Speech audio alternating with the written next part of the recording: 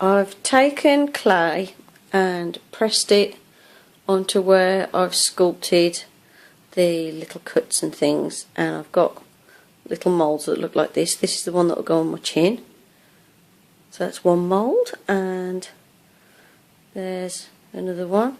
Put latex on that, and anything that's sticking up will be sticking inwards on the latex piece. So as you can see, that will be a long cut, which was that one there, I think. Then a couple of small ones. I've done the moulds quite shallow because I don't want the latex too thick. And then I've got to do the mould for this one. So what I've done is I've got a piece of clay that I've rolled out, and it's about 1 centimetre thick at the most. I'm just going to cut that down a bit because it's a bit big.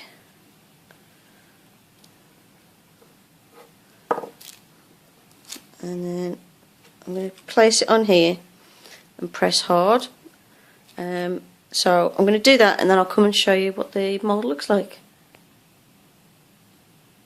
Okay, so I was going to cast this in plaster, but changed my mind because the clay's a bit quicker.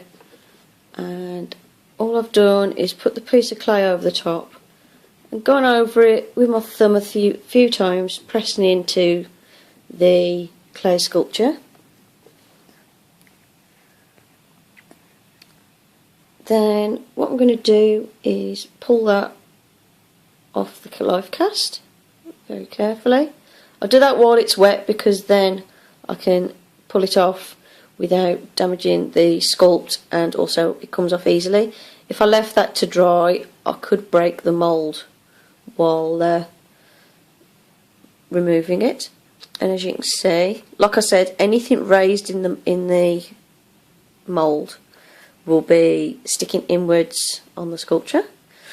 So you can see that's the large gash, and there is the small cut. And you can see it's picked up the detail of the pores of the skin and stuff that I'd put in there. Okay, so now all it's a case of doing is leaving this to dry. Doesn't matter if it flattens out a little bit because the latex is very flexible because it's going to be quite thin. So that, oops, losing focus. That is my mould for the exposed jawbone. I noticed in the last couple of videos, by the way, I've put the title exposed cheekbone. Well, obviously it's not, it's a jawbone, but never mind, it's still the same thing.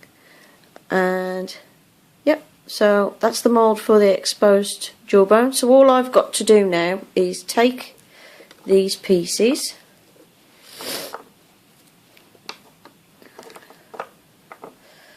pour a very thin layer of latex into them, leave it to set, and then when I remove the latex I can then apply the prosthetics, and you'll see what the exposed jawbone piece looks like.